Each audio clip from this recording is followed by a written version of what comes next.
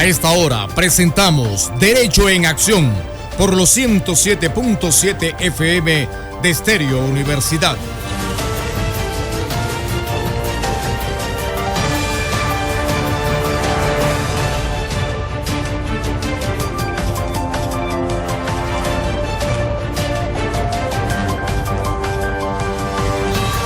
Buenas tardes, estimados oyentes.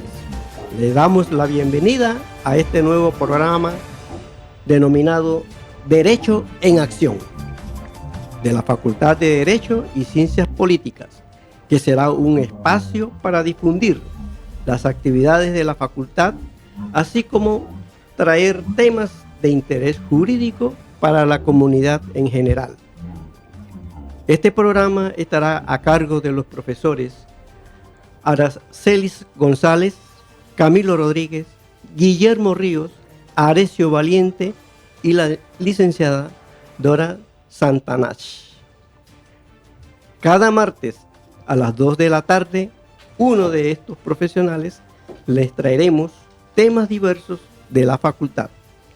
En el día de hoy iniciaremos presentando a la profesora Araceli González, quien es abogada y profesora, 19 años en la Facultad de Derecho y Ciencias Políticas. Actualmente ocupa el cargo de directora del Consultorio de Asistencia Legal y cuenta con maestrías en Derecho del Trabajo, Derecho Público y estudios en Derecho Administrativo. Como primer punto, profesora, deseamos conocer ¿qué es el Consultorio de Asistencia Legal de la Facultad de Derecho y Ciencias Políticas de la Universidad de Panamá? Ante todo, buenas tardes, queridos oyentes. Como directora del Consultorio de Asistencia Legal de la Facultad de Derecho, pues el Consultorio de Asistencia Legal pues, es una unidad administrativa y académica que cumple básicamente dos objetivos. Uno, pues, un lugar de aprendizaje hacia nuestros estudiantes, y dos, pues dar un servicio a la comunidad de escasos recursos que no tienen esa accesibilidad a pagar un abogado. Perfecto, profesora Aracelis. ¿Podría decirnos usted cuáles son los antecedentes históricos del consultorio jurídico de la Facultad de Derecho? Sí, bueno, previo al consultorio, el consultorio fue iniciado o creado en el año 71. Y previamente ya se había hecho su reglamento interno, pero como antecedentes encontré que, en el año 1957 se comenzaron a crear lo que eran los consultorios jurídicos populares. En ese entonces eran manejados a través de lo que era el Colegio Nacional de Abogados. En ese momento participaban estudiantes de los 2 últimos años y también participaban recién egresados de la facultad, ¿no? En ese momento. Luego, en el año 61, se dio pues la creación o la participación de los estudiantes en lo que eran las vocerías en los juicios orales penales y también participantes como voceros en lo que son los procesos de familia que no hacen tránsito a cosas juzgadas, ¿verdad? En el año 65 se creó la Cátedra de Práctica Forense, y con el objetivo de que los estudiantes en ese último año, en cuarto año, 2 semestres, ellos pudieran ver expedientes ya cerrados, pudieran conocer, elaborar los documentos de tipo legal, ¿no? Hoy en día esa asignatura se sigue dando como práctica forense y ética profesional en los 2 últimos semestres del cuarto año. Así que esos han sido los antecedentes básicamente de lo que es hoy. Desde el año 71 el Consultorio de Asistencia Legal tiene 51 años pues de estar haciendo esta labor. Perfecto. Dentro de esta importancia que usted nos está destacando del consultorio jurídico, ¿cuál sería lo que destacaría usted como lo más importante del consultorio jurídico y su aporte a la comunidad? Bueno, a través de lo que es el aprendizaje práctico del estudiante y los abogados idóneos que están en el consultorio, servimos a la población en general, a la población que que no puede acceder, que no puede pagar a un abogado cumpliendo determinados requisitos, y de esta manera le resolvemos sus situaciones de índole legal, ¿verdad? Que son muchas, ¿verdad? Entonces, por eso es que el consultorio lo más importante es ese servicio que brindamos a nuestros usuarios, y que los estudiantes de Derecho pueden palpar casos reales, pueden estar sensibilizados con lo que es la realidad de nuestro país, y ver pues esos temas de parte como personas humanas, ¿no? Perfecto, profesora. Dentro de esos objetivos, me imagino que tiene que tener varios el consultorio jurídico, pero convérsenos un poco más o menos cuáles serían los objetivos del consultorio jurídico. Bueno, realmente tiene como 4 objetivos básicos que señala su reglamento. El principal, pues, es el servir de aprendizaje práctico a los estudiantes a través de lo que es un requisito de egreso y también, pues, una labor social. También tenemos, bueno, la parte del servicio a la comunidad, ¿verdad? La atención de nuestros usuarios y también, pues, la difusión a través de diferentes medios, y también podemos servir de conciliadores en nuestra parte de nuestras funciones. En nuestro recorrido o diálogo que estamos teniendo en el día de hoy, usted recordará más o menos algunos de los directores que ha tenido el consultorio jurídico.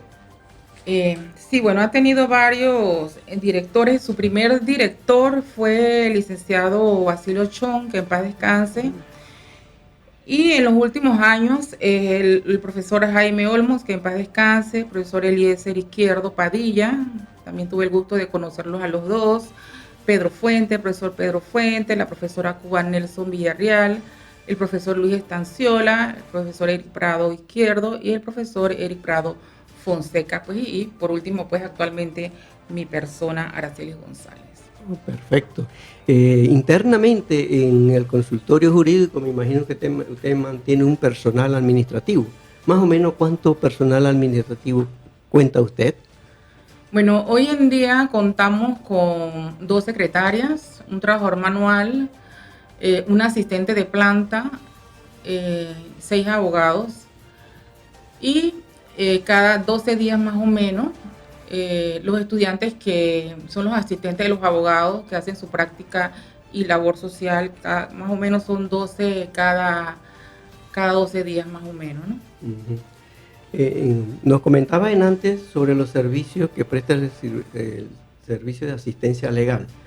¿Cuáles serían los servicios más directos que ustedes prestan? Sí, bueno, dentro de nuestros servicios de tipo legal que realizamos, bueno, uno de ellos, y para mí es uno básico, muy importante para el estudiante, que es la entrevista con el usuario. Okay. O sea, ese primer contacto que el estudiante tiene con un caso real. El estudiante puede identificar en ese momento, con base en todos los conocimientos teóricos que ya adquirió durante su carrera, en ese momento identifica qué tipo de caso es, puede identificar qué pruebas debe pedir, puede identificar también cómo o qué medidas tomar para resolver el caso, siempre bajo la supervisión de un abogado. Esa es la parte inicial de cuando llega un usuario por primera vez al consultorio.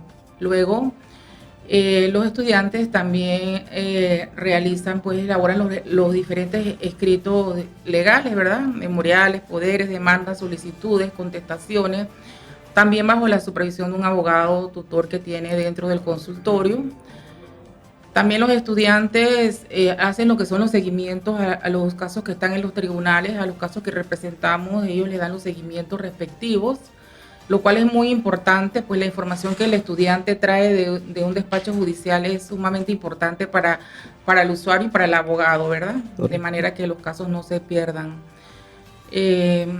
También, bueno, hoy en día existe lo que es el expediente electrónico, así que poco a poco ya son menos las veces que el estudiante debe salir a los tribunales, pero siempre se trata de que vean la parte física donde están ubicados los tribunales. Entonces está la plataforma del órgano judicial y está entonces los expedientes físicos en los tribunales, ¿no? Que los estudiantes deben darle seguimientos a todo eso. Y en general, pues cualquier tipo de actividad pues relacionada y de naturaleza legal que esté dentro de lo que es la actividad del consultorio es lo que hacen los estudiantes. Escuchando lo que usted comenta sobre la participación activa de los estudiantes de la Facultad de Derecho, ¿podría explicarnos cuáles son los requisitos que estos estudiantes necesitan para que hagan sus horas en el consultorio jurídico? Bueno, el reglamento señala que a partir del cuarto año, apenas ellos estén matriculados en su primer semestre, se les permite la matrícula en lo que es las horas del consultorio. Ellos deben hacer dos partes, hoy en día son 192 horas que deben hacer, 96 horas dentro del consultorio y las otras 96 horas en alguna otra institución del Estado. Hoy en día las jurisdicciones son tan amplias que es mejor darle como dos oportunidades de dos áreas diferentes para reforzar ese aprendizaje práctico que tenga el estudiante. Perfectamente. Dentro de estas horas que usted menciona, ¿cuáles serían la participación para cumplir los estudiantes, que deben cumplir los estudiantes de sus horas en el consultorio jurídico? A los estudiantes se les exige una productividad mínima, generalmente por estudiante en sus 96 horas deben realizar 15 entrevistas o llenado de filtros, deben hacer 15 escritos mínimos y deben hacer 15 impulsos mínimos, ¿sí? Uh-huh. Ese es, como dice, los requisitos mínimos. A veces, pues, como dependemos del público, a veces puede ser mayor que eso, ¿no? Y en general, pues, cualquier otra actividad dentro del consultorio, ¿no? Y dentro del consultorio o fuera del consultorio, ¿los estudiantes pueden realizar su labor? Sí, una parte dentro de las oficinas del consultorio y otra parte fuera del consultorio en alguna institución del Estado. Que se trate de una oficina de asesoría legal, de naturaleza legal. Siempre tratamos de cuidar de que en la institución que se envíe el estudiante, siempre el supervisor sea un abogado y que las actividades que se le den al estudiante sean de índole legal. Y eso lo podemos supervisar a través de lo que son los informes que ellos nos entregan al terminar sus 192 horas, pues yo superviso qué los ponen a hacer en las diversas instituciones, ¿verdad? Entonces, de esa manera, pues uno puede un poco velar o cuidar o garantizar de que las funciones que hagan los estudiantes en esas instituciones sean de índole legal. Ya vemos que la supervisión de los abogados hacia los estudiantes para que estos aprendan tanto en la teoría como en la práctica es muy importante. Sin embargo, ¿podría mencionarnos cuáles son los casos que atiende frecuentemente el consultorio jurídico? Bueno, en primera instancia, cuando el usuario llega por primera vez, atendemos todo el que llegue al consultorio se le atiende, independientemente del tipo de caso. Siempre se le va a dar una asesoría inicial. Luego pasa un proceso de verificación de lo que es el estatus económico y si se aplica, entonces se le nombra un abogado, ¿no? Pero generalmente, ¿qué casos aplican? Aplican generalmente los casos de familia, guarda, crianza, régimen de visita, impugnación de paternidad, protección de menores, casos de niñez y adolescencia, tutor, interdicción, procesos civiles de menor cuantía, llevamos procesos civiles de menor cuantía y también las sucesiones de menor cuantía y procesos administrativos. Asesoramos de alguna manera, aunque no requieren abogado, pero siempre se necesita a veces que se le dé algo de ayuda al usuario y también los de casas de paz. Perfecto. Hemos hablado y conversado sobre lo personal administrativo, la participación de los estudiantes, la participación de los docentes y de los abogados, pero sin embargo me gustaría que nos dijera cómo es el papel o cómo deben llegar o los requisitos que deben cumplir las personas que llegan al consultorio por primera vez para ser atendidos en el consultorio jurídico. Bueno, cuando llegan por primera vez, realmente no necesitan ningún requisito porque a todos se le atiende en asesoría, ¿sí? Para que califique y se le pueda representar a través de un abogado, se le pueda asignar un abogado, allí requiere o no trabajar o tener un salario hasta de 800. Y pues tomando en cuenta la normativa sobre patrocinio procesal, si la persona tiene una vivienda, que esta no pase de 20,000. Así que esos son los parámetros que normalmente tenemos dentro de los consultorios.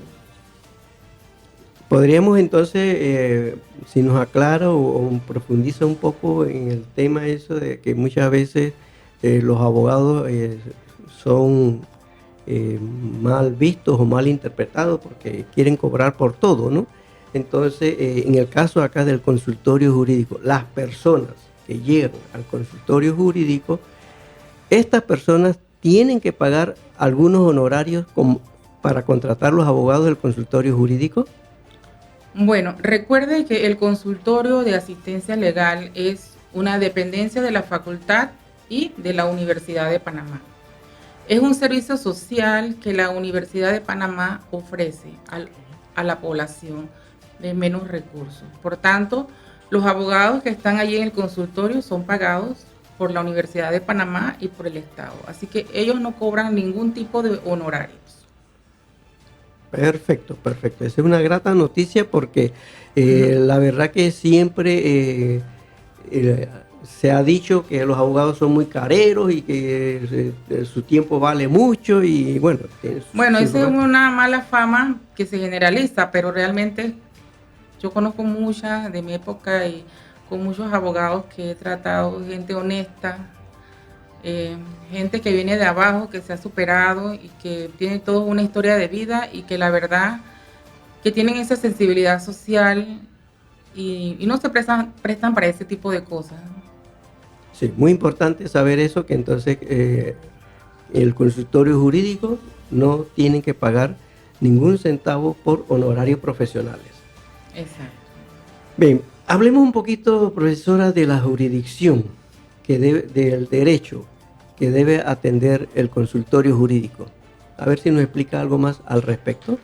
Bueno, en cuanto a los casos que representamos o que generalmente aplican, vemos lo que es la jurisdicción de familia, vemos la jurisdicción de niñez y adolescencia, vemos la jurisdicción civil, que es lo que son menor cuantía, y los procesos administrativos, casas de paz y administrativos en general. Esa es la jurisdicción que son los que más aplican o son más frecuentes dentro del consultorio. Perfecto. Además de atender en estas jurisdicciones, ¿sabe usted cuántos procesos se atienden más o menos mensualmente, diariamente o anualmente? Bueno, le puedo señalar, por ejemplo, que en los últimos 5 años, incluyendo el periodo de pandemia, el consultorio siempre estuvo atendiendo a los usuarios. Okay. Siempre. Muy importante. No estuve en ese momento allí, estaba el profesor Eric Prado, pero sí me consta pues que la atención nunca se interrumpió realmente. Siempre se buscó la manera de darle servicio a la comunidad y también la parte de la atención de los estudiantes. De 1918 al 2022 se atendieron 9,154 personas, usuarios en general, todo el que llega al consultorio, ya sea que quede en asesoría o se le nombra un abogado en total, 9,154 en los últimos 5 años, haciendo un promedio anual de 1,830 usuarios que atendemos, ¿sí? Allí habría que ver, por ejemplo, en el último año, que bajo mi administración, se atendieron 2,275 personas, de las cuales 1,446, que representa el 64%, se le dio asesoría. O sea, no calificaron para que se le nombrara un abogado, simplemente quedó en asesoría, ¿no? Y 457 personas, usuarios, que representa un 20%, se les asignó un abogado, ya sea en procesos de familia, niñez, adolescencia, civil, etcétera, ¿no? y 374, que representa un 16%, quedaron pendientes de consideración. ¿Sí? Muchos casos llegan, quedan en asesoría, se le dan los requisitos al usuario, bueno, pero el usuario nunca regresa, ¿sí? Entonces esos casos quedan allí, ¿no? Que eso es el 16%. En lo que respecta a las audiencias, a lo que van los abogados, ellos asistieron por lo menos el año pasado a 171 audiencias que se dieron. Esa es la estadística, así a grosso modo, de lo que es la atención de las personas, de los usuarios, por usuario, ¿sí? O sea que podríamos decir que en cuanto a las personas que asisten para ser asesorados, hay una buena cantidad según la estadística, ¿no? Sí, quedan en asesoría. En asesoría. Porque ya le digo, como se atiende todo tipo de procesos, todo el que llegue con algún tema legal se le atiende, por eso que ese es el porcentaje mayor que tenemos. Claro. Pocos califican, Claro. ¿ves? Porque tenemos unos requisitos, como ya les señalé, económicos que tienen que cumplir. Si lo cumplen, se le nombra el abogado para representación. Perfecto. Y en el caso de las audiencias, ¿todas las audiencias son atendidas? Todas las audiencias son atendidas por el abogado respectivo.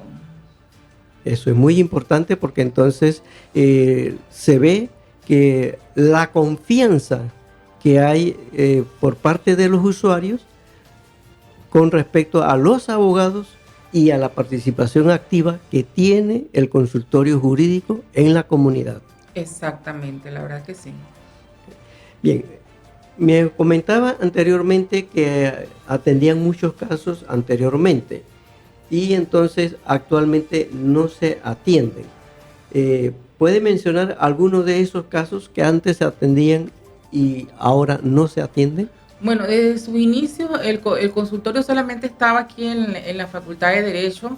No existía ese programa de consultorio en los centros regionales, quizás porque no existía la carrera. O sea, a raíz de que en los centros regionales se dan carreras de derecho, así mismo pues se necesitan los estudiantes que practiquen, ¿verdad? Porque es un requisito de egreso y también es una labor social, ¿no? Entonces, pues con el pasar del tiempo, imagínense, 51 años, muchos directores han pasado y pues se ha ido de alguna manera delimitando. Por ejemplo, hoy en día lo que es el consultorio de la Facultad de Derecho atiende todo lo que es el distrito de Panamá y sus corregimientos. Por ejemplo, en San Miguelito tenemos el Centro Regional de San Miguelito que tiene también su consultorio, atiende a los usuarios de esa área, ¿verdad? Y bueno, ya le digo, en asesoría se atiende todo, pero ¿qué casos, por ejemplo, no llevamos? Los casos penales, porque ellos tienen su propia la defensa pública. Los casos de migración no los llevamos y aquellos casos que no requieren trámite de abogado, que no sea obligatoria pues la participación de abogados, son casos que generalmente no se atienden. O sea que podríamos decir que entonces la presencia del consultorio jurídico, como también de los abogados y de los estudiantes, es activa en toda la universidad y en todo el territorio nacional. Exactamente, es a nivel nacional realmente. Ya le digo, acá en la Facultad de Derecho tenemos comunidad administrativa académica. En los centros regionales funcionan como programas de labor social, pero hay un encargado, coordinador, abogado que supervisa pues las tareas igual que acá bajo el amparo de lo que es el reglamento del consultorio. Por ejemplo, en el interior, en Los Santos, creo que es uno de los casos, por ejemplo, allá llevan casos agrarios. Okay. Y así, o sea, dependiendo de la particularidad del lugar, así mismo va a ser el tipo de casos que se llevan, ¿no?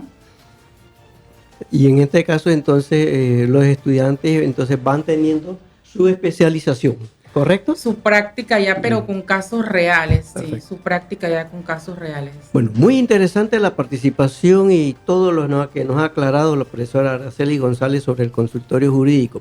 Finalmente, ¿podría decirnos en sus 51 años cuál es la participación directa del consultorio jurídico? Bueno, en sus 51 años, imagínense cuántos abogados no han pasado por el consultorio. Todo el que ha pasado por el consultorio tiene una experiencia en ese lugar, siempre lo va a recordar ese lugar, donde es un lugar de aprendizaje práctico, donde usted puede palpar los casos reales, O sea, el estudiante de Derecho ya tiene previamente lo que es, como le dije, la práctica forense, puede trabajar, ya está trabajando desde un segundo año, así que ahí se refuerza más eso, pero la actividad con casos reales. Realmente es muy importante y bueno, el servicio social, pues que damos a la comunidad. Perfecto. Muchas gracias a todos los oyentes. Excelente.